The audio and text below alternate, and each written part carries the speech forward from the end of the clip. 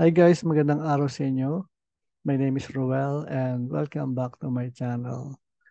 Ang pag-uusapan natin ngayon ay tungkol sa kung paano ba gumawa ng hats na tama yung dimensions at tama yung shape at yung pattern na ating gagawin para sa ating design. Kasi nung isang araw, lumapit sa akin yung aking kaibigan, humingi siya ng tulong kung paano ba gumawa ng panel na tama yung dimensions at tama yung kanyang shape. Kasi nga kapag nag-hats tayo, meron ng default yung hats at hindi natin may apply yung gusto nating shape at dimension doon sa ating dinidesign. So kaya yon sabi niya sa akin, pare, patulong naman paano ba gumawa ng panels na ganito yung haba at ganito yung lapad. Sabi ko, ano ba yung lapad at yung haba ng panels? So sabi niya is 1.2 meters by 3 meters. By the way, isa siyang consulting engineer. Specialista siya sa facades panel. Nagde-design siya ng panels. At yun nga, lumapit siya sa akin. At hindi niya kasi alam kung paano i-modify yung mga patterns sa hatching ng AutoCAD. Kaya gusto ko rin i-share sa inyo yung itinuro ko sa aking kaibigan para din na matutunan ninyo. Tara, simulan natin. Okay guys, ngayon ay pag-aaralan natin yung paggawa ng hats at kung paano gumawa ng hats code. May dalawang option kung paano natin magagamit yung hats base dun sa pattern na gusto natin. Halimbawa nga yung gusto ng ating kaibigan na yung pattern is 1.2 by 3 meters yung panel pattern niya. At siyempre dito sa AutoCAD ay walang ganun sa default na 1.2 by 3 meters. Subukan natin mag-command ng hats. So ito yung kanyang mga pattern. Pag tingnan natin, wala tayong makikita na rectangular shape. Ito kasi bricks to. At iba yung shape niya at hindi mo rin makakontrol yung kanyang dimensions. Nakafix na siya cement.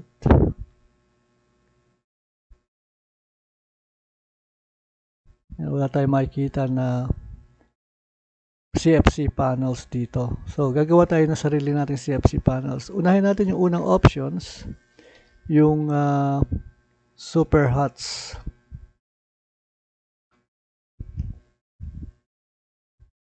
Yung super huts, makikita natin siya under ng express tool.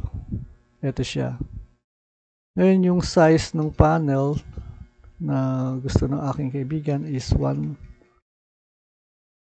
meter and 1.2 meters by 3 meters. Okay. So ito siya, 1.2 meters by 3 meters. So gagawa tayo ng building facades. Sample, ito yung building facades. Lakihan natin ng konti.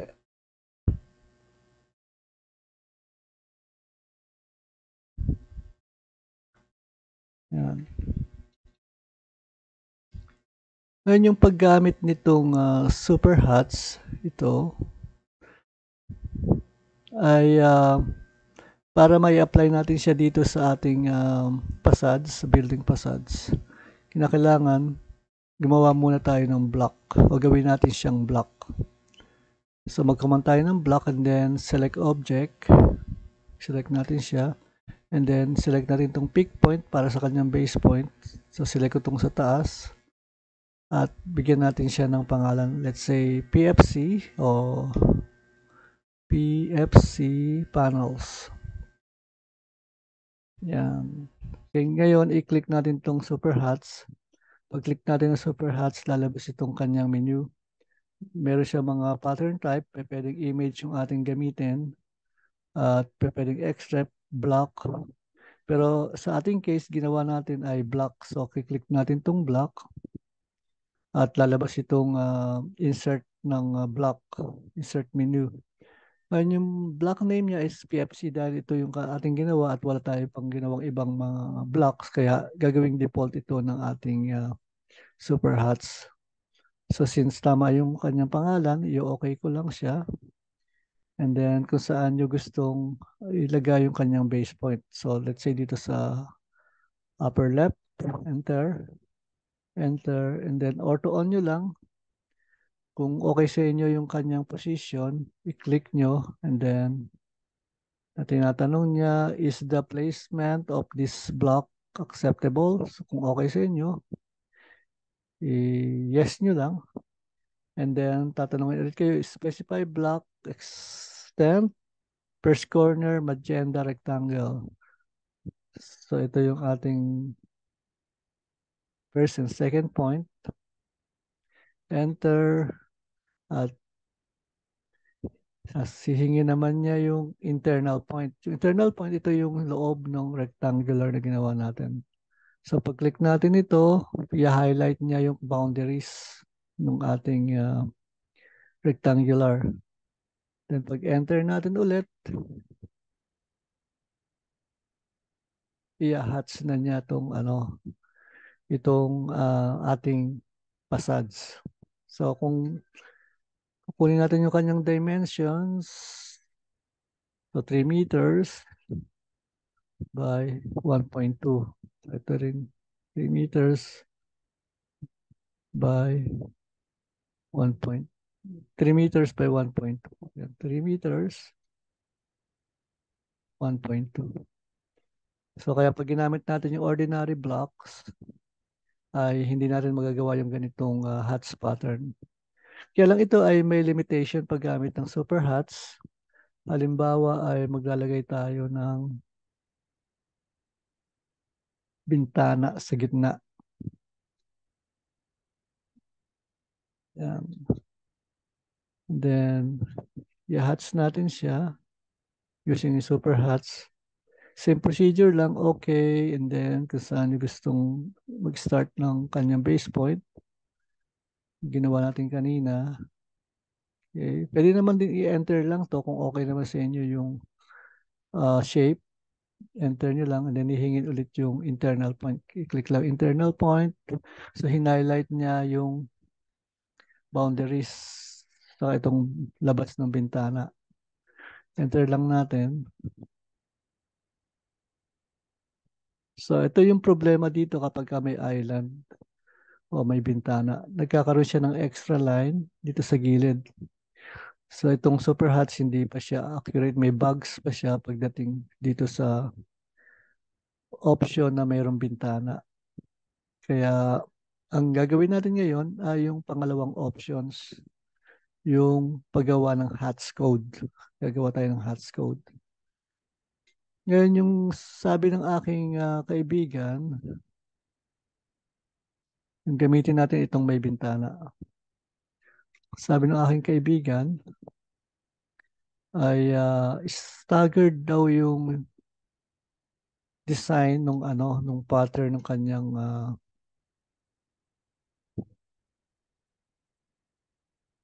panels. So, gagawa tayo ng layout na staggered yung panels. Okay. Ito yung ating PFC panels. Gagayahin natin to using yung HATS code. Okay.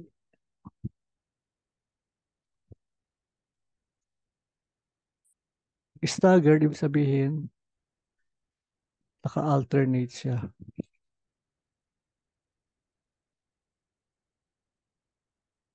Yan.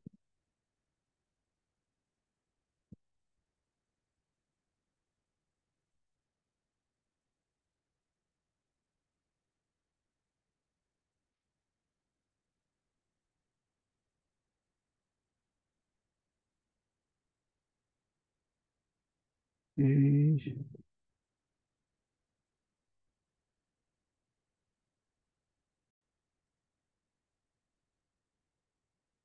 Okay.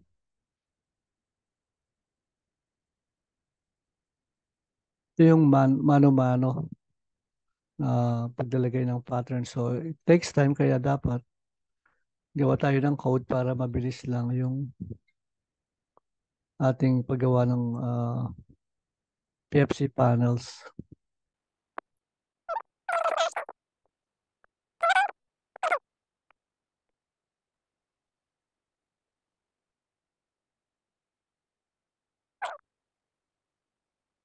So, ganito dapat yung magiging itsura ng ating hatch pattern using yung hatch code. Okay?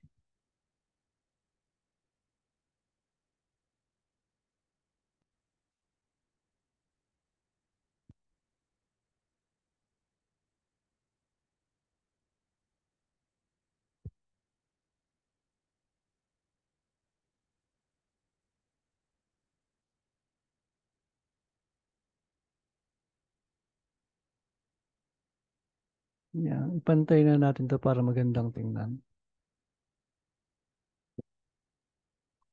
Okay. Tanggalin natin yung mga sobrang lines.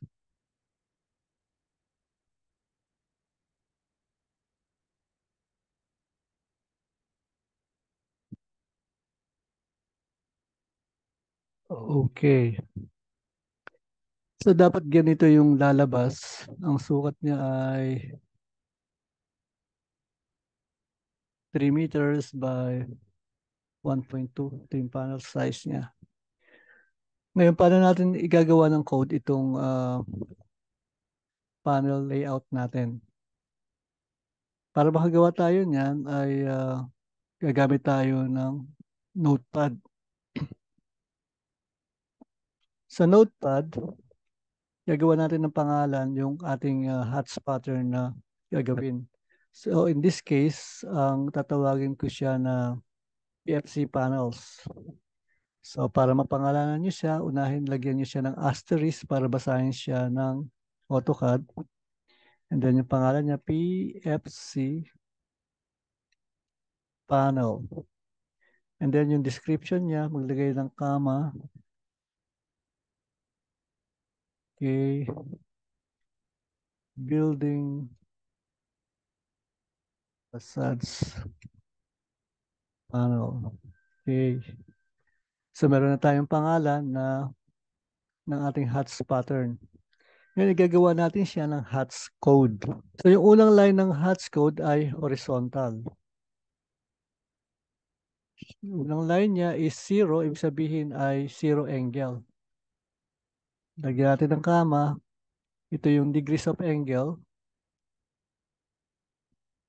Then, yung kanyang coordinates.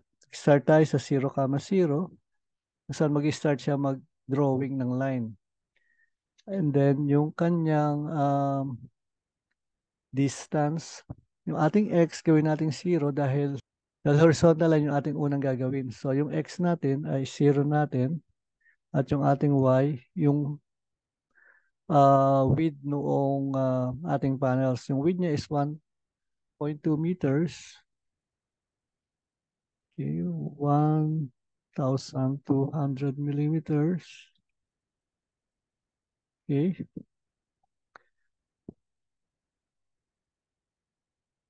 And then, yung next line is yung vertical line. 90 degrees. So, mag-start yung kanyang, magdodrawing siya ng line pa 90 degrees. Then, yung kanyang origin, again, is 0, 0. At magdodrawing siya ng line na para mag-staggered siya is 1,200. Alisin natin yung comma dito. Dapat wala siyang comma. Yan. At yung kanyang y-axis is ito yung kanyang y. Ito yung kanyang x. Yung y niya is 3 meters. Yung kanyang x is 1,200. So ito yung x-axis, then y-axis. Delta y and delta x. Delta x natin is 1,200 millimeters at yung ating delta y is 3,000 millimeters. Ngayon, kung mapapansin niyo, may gap siya dito. Para mag-alternate ito, maging staggered yung kanyang pattern, maglalagay tayo ng gap. Yung gap is minus or negative. So, ang distance ng gap niya is 1.2. From here to here is 1.2.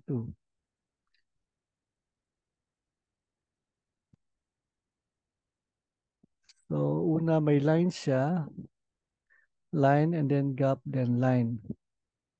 Yung line niya is 1,200, yung X, and then yung gap is 1.2. Nagawa tayo ng negative 1,200. Okay, so natapos na natin yung ating code. Para basahin siya ng AutoCAD, kailangan i-enter pa siya natin ng isa. Kapag hindi natin siya in-enter, ay hindi babasahin ng AutoCAD. Ang susunod na step na gagawin natin ay isa-save natin siya. Dapat yung kanyang file name ay kaparehas nung pangalan na ilagay natin dito. Isa-save ko siya dito sa desktop and then ilagay natin to sa all files.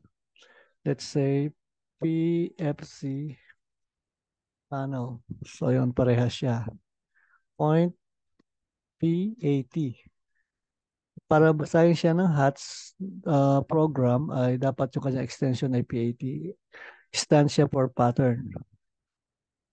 Then, save na natin siya sa desktop. Okay.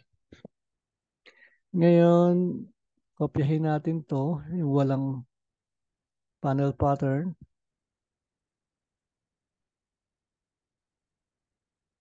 Dahil dito tayo gagawa nung ating hatching na ating ginawa.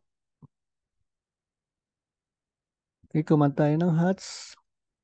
Ngayon, para mabasa siya ng AutoCAD, ngayon para mabasa yung path kung saan nakasave yung ating ginawang hatch code, magkukuman tayo ng option and then under ng ating support and then under ng files and then support file search path,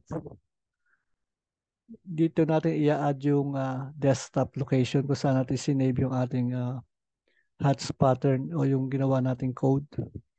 Click lang natin tong browse and then punta tayo sa desktop, open. So makita nyo na nandito na yung kanyang path sa desktop. Meron na siyang link doon sa ating location ng ating files. So apply, then okay. Mag-command tayo ngayon ng hats. Ay kita nyo na nandito na yung ating hats pattern na ginawa itong PHP panel. So testingin natin kung walang error o gumagana yung ating ginawang pattern. Click natin dito. So ibig sabihin nito ay may error tayo doon sa ating code na ginawa. Okay, balikan natin yung ating code. Punta tayo dito sa notepad. Check natin mabuti. Ngayon, yung kulang dito ay dapat after nitong 0,0, meron siyang comma. And then, dito rin, lagyan natin ng comma. Pwede na siya. Then, enter. Save natin ulit. Yung dinagdag natin itong comma, then yung comma dito. Okay, testingin natin ngayon. Command tayo ulit ng hats. Hanapin natin yung PFC panels. Ito siya. Ayun, meron na siyang pattern na lumabas. Kung makikita nyo. Testingin natin siya. Ayun. Kaya lang naka-horizontal siya. So baguhin natin yung kanyang degrees. Gawin natin 90 degrees. Okay. Yan.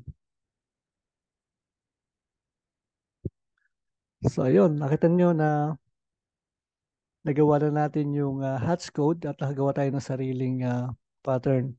Ngayon dito sa hatch na to na ginawa natin ay kung i-compare natin dito sa super hats, hindi natin mamodify. Dito, pwede natin mamodify itong ating hats pattern na ginawa using yung hats code.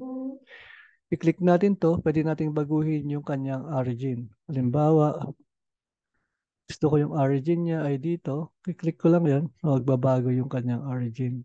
Yan, click ko ulit siya. Halimbawa, origin niya ay dito. So, nagbabago yung position ng kanyang hatching. So para maging kamukha nitong nasa left side, i-click natin tong pinaka midpoint nitong rectangular. Okay. Yeah. So parehas na siya. Ngayon, ito naman ay let's say yung gap na to in between. Gawin natin siyang 12. Save. Then erase natin. Tingnan natin kung liliit yung gap, magiging 12 na lang yung gap niya. Para mas maintindihan nyo yung function ng ating hats code. Okay? So, ayun. Pagka malayo siya, hindi naka-zoom, hindi kita.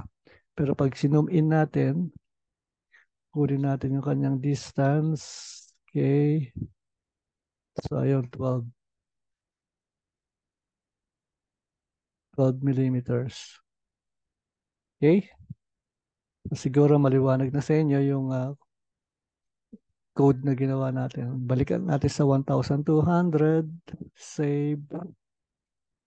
And then, erase. Para lang makita nyo kung saan part ng hats yung ating code.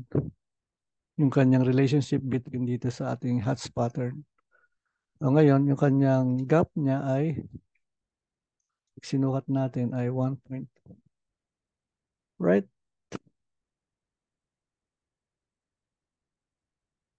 Okay? Okay, maraming salamat po sa inyong panonood at sana ay marami kayong natutunan.